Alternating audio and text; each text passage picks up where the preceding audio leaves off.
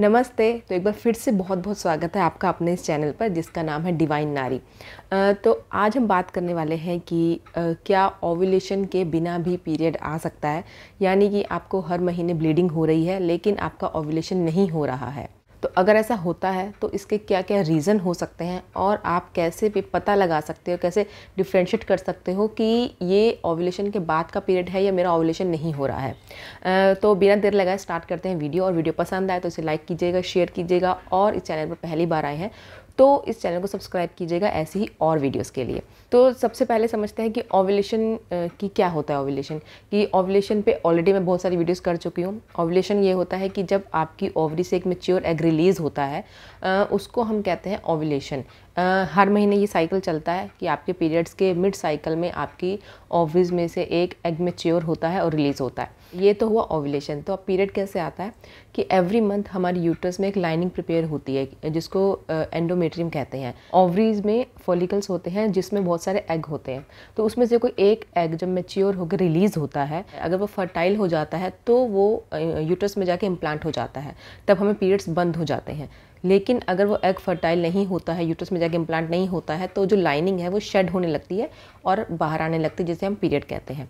क्या होता है कि जो ओव्यूलेशन नहीं हो रहा है लेकिन फिर भी आपके पीरियड आ रहे हैं, तो ये क्यों हो रहा है?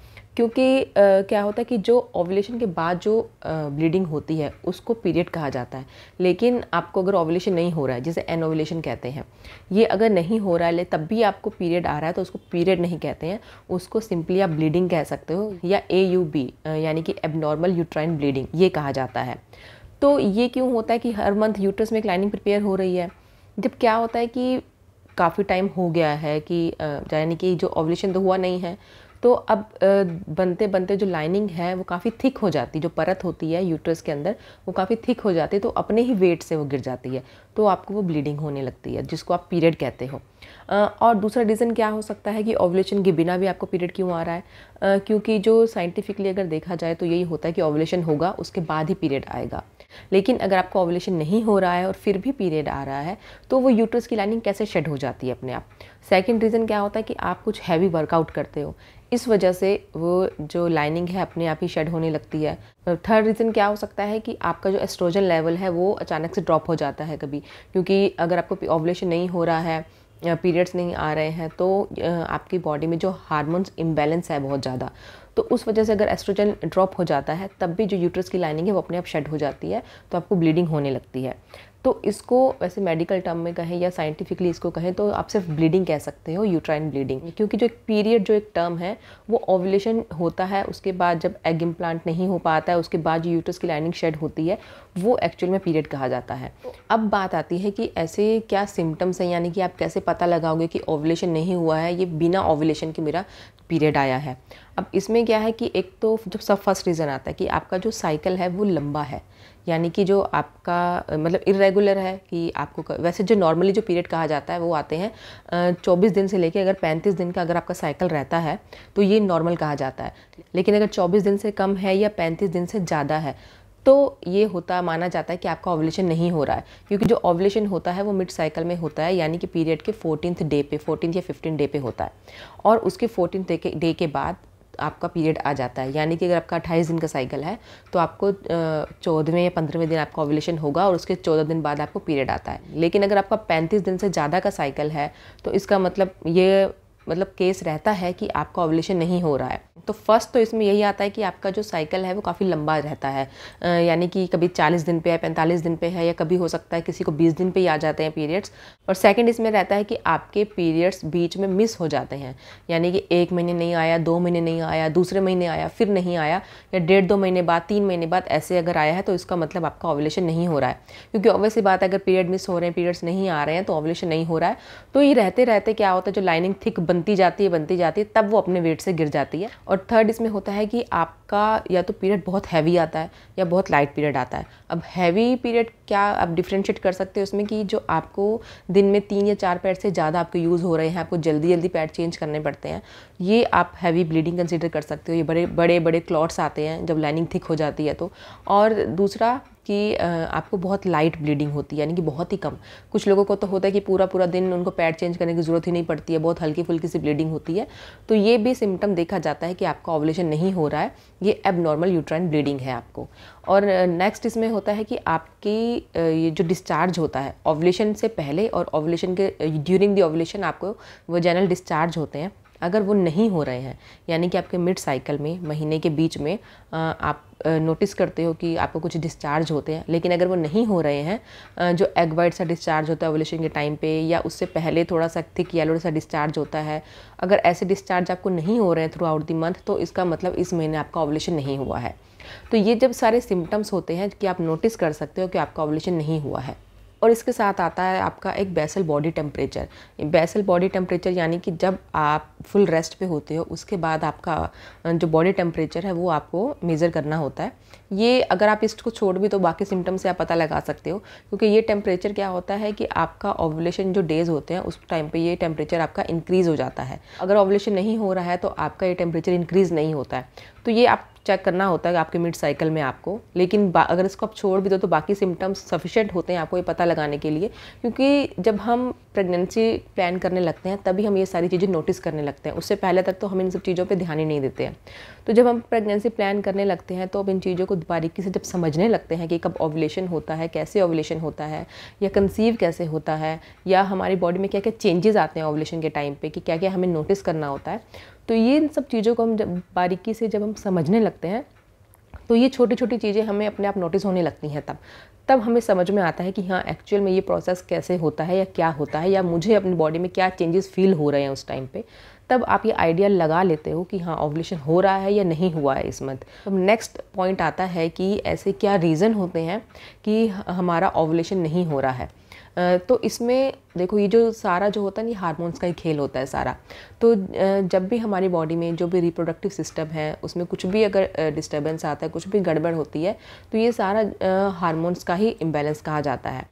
एवरी मंथ जो ये साइकिल चलता है हमारे ब्रेन में कुछ ऐसे हार्मोन रिलीज़ होते हैं, या हमारा ब्रेन कुछ ऐसे हार्मोन रिलीज़ करता है जो ये सब फंक्शन को आगे कैरी आउट करता है। हमारे ब्रेन में एक पिट्यूटरी ग्लैंड होता है जो हार्मोन रिलीज़ करता है FSH यानी कि फॉलिकल स्टिमुलेटिंग हार्मोन, और LH ल्यूटिनाइजिंग हार्मोन ये रिलीज़ करता है। ये जो फॉलिकल स्टिमुलेटिंग हार्मोन है क्या करता है, हमारी ओवरीज में फॉलिकल्स होते हैं जो मतलब पानी के जो सैक होते हैं, पानी के थैले आप कह सकते हो, छोटे छोटे वो होते हैं जिनमें एग होते हैं।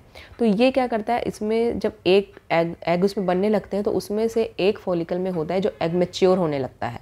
वो धीरे धीरे जब वो एग बड़ा होने लगता है, मैच्योर हो जाता है, उसका साइज़ बढ़ जाता है, तो वो जो फॉलिकल है वो फट जाता है। तो जब हमारी बॉडी में एक मिड टाइम पे आके, यानी कि जिसको मिड साइकिल कहते हैं, LH जो है ल्यूटिनाइजिंग हार्मोन ये इंक्रीज़ होता है, और ये कारण बनता है उस फॉलिकल के फटने का और ओवरी से एग बाहर निकलने का। तो उस वजह से ल्यूटिनाइजिंग हार्मोन के बढ़ने की वजह से हमारी ओवरी में से एक मैच्योर एग रिलीज़ होता है जो आगे फैलोपियन ट्यूब में चला जाता है।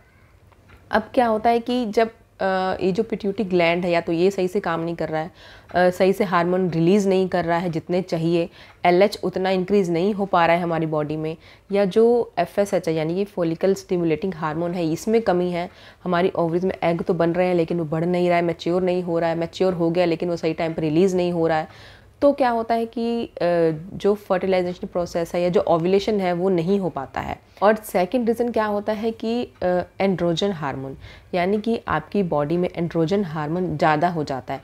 एंड्रोजन स्पेसिफिकली एक मेल हार्मोन कहा जाता है, यानी कि मेल बॉडी में ज़्यादा होता है ये। अब मेल हार्मोन है, अगर फीमेल बॉडी में थोड़ा बहुत रहता है ये हार्मोन, लेकिन अगर आपका जो पिट्यूटरी ग्लैंड है ये हार्मोन ज़्यादा रिलीज़ करने लगता है, एंड्रोजन आपकी बॉडी में ज़्यादा बढ़ जाता है, तो उससे क्या होता है कि ऑब्वियस ही बात है मेल हार्मोन है, तो अगर वो फीमेल बॉडी में ज़्यादा हो जाएगा तो हमारे रिप्रोडक्टिव सिस्टम्स के साथ वो गड़बड़ करेगा। तो क्या होता है, एंड्रोजन ज़्यादा होने की वजह से भी आपका ओव्यूलेशन नहीं होता है, टाइम पे एग मैच्योर नहीं होता है, जो आपकी जो फॉलिकल्स हैं वो एग नहीं बना पाते हैं। अब थर्ड रीज़न क्या होता है कि आपका थायराइड, यानी कि अगर आपका जो थायराइड ग्लैंड होता है वो सही से काम नहीं कर रहा है, ये हमारे नेक में बटरफ्लाई शेप का एक ग्लैंड होता है, अगर ये सही से काम नहीं कर रहा है तो हमारी बॉडी में जो ब्रेन है हमारा, यानी कि जो पिट्यूटरी ग्लैंड है वो प्रोलैक्टिन हार्मोन ज़्यादा प्रोड्यूस करने लगता है। तो उस वजह से प्रोलैक्टिन हार्मोन क्या होता है कि जब डिलीवरी के बाद प्रोलैक्टिन हार्मोन हमारी बॉडी में जो दूध बनता है उसको बढ़ाता है। तो जब आप बच्चे को ब्रेस्ट फीड करवाते हो तो जब आपकी बॉडी में प्रोलैक्टिन हार्मोन ज़्यादा हो जाता है तो ये ओवुलेशन को रोकता है। तो इसलिए भी होता है कि आपको डिलीवरी के बाद मतलब 6-7 महीने तक होता है कि पीरियड्स नहीं आते हैं या 4-5 महीने बाद शुरू होते हैं, क्योंकि उस टाइम पे आपका ओवुलेशन नहीं हो रहा होता है, कि यानी कि जो प्रोलैक्टिन हार्मोन बढ़ रहा है उस टाइम पे, क्योंकि आपका माइंड सिग्नल देता है बॉडी को दूध बनाने के लिए, तो प्रोलैक्टिन हार्मोन रिलीज़ होता है आपकी बॉडी में ज़्यादा, जो ब्रेस्ट मिल्क प्रोड्यूस करता है। तो उस टाइम पे ओवुलेशन रोकता है। और इसी के साथ ही कुछ और हार्मोन्स होते हैं जैसे एस्ट्रोजन है या प्रोजेस्टेरोन है, जो प्रेगनेंसी के लिए ज़रूरी होते हैं हार्मोन, आपके रिप्रोडक्टिव सिस्टम के लिए ज़रूरी होते हैं। तो अगर इनमें भी कुछ गड़बड़ है तब भी आपका ओवुलेशन सही टाइम पे नहीं हो पाता है, तो आप कंसीव नहीं कर पाते हो और वो लाइनिंग जो है थिक होती जाती है, तो आपको बिना ओवुलेशन के ही पीरियड आ जाता है। और रीज़न क्या हो सकता है कि या तो आपका वेट ज़्यादा है, यानी कि ओबेसिटी है, मोटापा है, तो उस वजह से भी, वेट ज़्यादा होने की वजह से भी हार्मोन्स इम्बैलेंस होने लगते हैं, या आप अंडरवेट हो, अंडरवेट होने की वजह से भी आपका ओवुलेशन टाइम पे नहीं होता है। और कुछ और रीज़न इसके हो सकते हैं, यानी कि आपका जो पिट्यूटरी ग्लैंड है जो हार्मोन रिलीज़ करता है उसमें कुछ ट्यूमर है, या कोई भी ऐसा मेडिकल रीज़न हो सकता है, उसमें कुछ आपको इंजरी हो गई है और आप स्ट्रेस बहुत ले रहे हो, क्योंकि जब हम स्ट्रेस लेने लगते हैं तब हमारी बॉडी में ऑब्वियस सी बात है जो हार्मोन्स हैं वो इम्बैलेंस हो जाते हैं। अब स्ट्रेस, अब कुछ लोग कहेंगे हम तो बिल्कुल स्ट्रेस नहीं लेते हैं, लेकिन अगर आप सिर्फ ये भी सोचते ही हो ना कि स्ट्रेस, हमें पता नहीं लगता है कभी कभी कि हम स्ट्रेस में हैं। होता है कभी कभी कि हम अगर ये भी सोच रहे हैं कि यार इस महीने कंसीव होगा या नहीं होगा, इतनी सी बात का हमें स्ट्रेस हो जाता है, या आप ये सोच रहे हैं कि यार ओवुलेशन हुआ इस महीने या नहीं हुआ, यार पीरियड टाइम पे क्यों नहीं आया। तो ये सब जो छोटी छोटी बातें होती हैं ना, या अगर डेली हम डेली रूटीन में अगर किसी से कुछ बात कर रहे हैं, उसने अगर हमें कुछ बोल दिया है तो हमें बुरा लग जाता है, ख़राब लग जाता है, तो वो हमें लगता नहीं है ऐसा कि हम स्ट्रेस ले रहे हैं, लेकिन एक्चुअल में वो स्ट्रेस होता है। तो ये छोटी छोटी चीज़ें जो होती हैं ना, तो आपको इन सब का स्ट्रेस नहीं लेना है। और दूसरा रीज़न ये होता है कि आपका लाइफस्टाइल है, आपका रूटीन है, आपका डाइट है, या आप कुछ हैवी एक्सरसाइज करते हो, इंटेंस एक्सरसाइज करते हो, हैवी वर्कआउट करते हो, ये भी रीज़न होता है कि आपका ओवुलेशन नहीं होता है टाइम से। जब आप हैवी वर्कआउट करते हो तब भी प्रोलैक्टिन हार्मोन ज़्यादा होने लगता है हमारी बॉडी में, तो उस वजह से भी ओवुलेशन नहीं हो पाता है।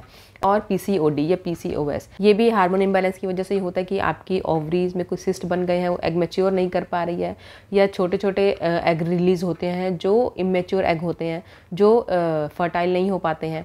तो पीसीओडी में भी अलग से कुछ सिम्टम्स होते हैं कि आपको पीसीओडी है, यानी कि आपके हेयर फॉल बहुत होता है, पिंपल्स बहुत होते हैं, आपकी वेस्ट पे फैट ज़्यादा है, तो ये सारे रीज़न होते हैं पीसीओडी के। तो इसी के साथ अब आपको करना क्या चाहिए इन सबको कंट्रोल करने के लिए?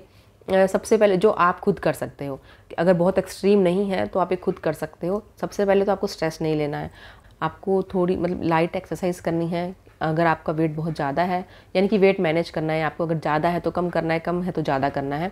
अब वेट ज़्यादा है ना, तो कम करने के लिए क्या करते हैं ना, हम बहुत हैवी वर्कआउट करने लगते हैं, इंटेंस एक्सरसाइज करने लगते हैं, तो वो भी आपको नहीं करनी है, क्योंकि उससे भी फिर प्रॉब्लम होती है, प्रोलैक्टिन हार्मोन ज़्यादा होने लगता है, फिर हमारा ओवुलेशन गड़बड़ होता है। और उसी के साथ आप कुछ सप्लीमेंट्स ले सकते हो अपने हेल्थ केयर से पूछ के, और वो आपको कुछ अल्ट्रासाउंड भी सजेस्ट कर सकते हैं आपके पेल्विक ऑर्गन्स के मॉनिटर करने के लिए कि ऐसी क्या प्रॉब्लम है कि आपका ओवुलेशन क्यों नहीं हो रहा है, और या आपकी ओवरीज में कुछ सिस्ट तो नहीं है, क्योंकि पीसीओडी ऐसे ही डायग्नोस किया जाता है। और इसी के साथ ही डॉक्टर आपको कुछ सप्लीमेंट सजेस्ट कर सकते हैं। और अगर जो भी आपके जो टेस्ट हैं वो सब हो जाते हैं, तो उसके बाद आपको अगर ज़रूरत पड़ती है तो आपको सिंथेटिक हार्मोन्स भी दिए जाते हैं या इंजेक्शंस दिए जाते हैं आपके हार्मोन्स को बैलेंस करने के लिए। यानी कि जैसे FSH है, वो अगर आपकी बॉडी सही से प्रोड्यूस नहीं कर पा रही है तो उसका आपको सिंथेटिक इंजेक्शन दिए जाते हैं, यानी कि ऊपर से वो आपकी बॉडी में हार्मोन डाले जाते हैं अगर आपकी बॉडी कोई हार्मोन सही से रिलीज़ नहीं कर रही है या उतना प्रोड्यूस नहीं कर पा रही है। तो बाकी जो आप अपने एंड पे कर सकते हो कि आपको एक तो स्ट्रेस नहीं लेना है, और अच्छी डाइट लेनी है, नींद पूरी लेनी है, और इसी के साथ आपको कुछ लाइट एक्सरसाइज हमेशा करते रहनी है। आप ब्रीथिंग एक्सरसाइज कर सकते हो, मेडिटेशन कर सकते हो, क्योंकि जब हमारा माइंड रिलैक्स होगा, फ्रेश होगा, तभी वो सही से फंक्शन भी करेगा। सो अपनी बॉडी को समझना शुरू कीजिए, खुद में टाइम इन्वेस्ट कीजिए, तो ये सारी चीज़ें जो है आप अपने आप ही फिगर आउट करने लगते हो। तो अकॉर्डिंगली आप या तो कोई मेडिकल हेल्प के लिए जा सकते हो, या खुद में ही कुछ चेंजेस करके ये सारी चीज़ें आप कंट्रोल कर सकते हो। सो होप ये वीडियो आपके लिए हेल्पफुल है। अगर हेल्पफुल लगा है, आपकी को थोड़ी भी हेल्प की है मैंने इस वीडियो के थ्रू, तो इस वीडियो को एक लाइक ज़रूर कीजिएगा और चैनल को सब्सक्राइब ज़रूर कीजिएगा ऐसे ही और वीडियोज़ के लिए। और आई विश कि जो भी ये वीडियो देख रहे हैं या जो भी प्रेगनेंसी प्लान कर रहे हैं वो जल्दी से कंसीव कर लें। उस टाइम पे जो स्ट्रेस रहता है माइंड में वो एक अलग लेवल का स्ट्रेस होता है, तो इसलिए वो स्ट्रेस किसी को ना हो और जो भी प्लान कर रहा है वो जल्दी से कंसीव कर ले। Thank you for watching.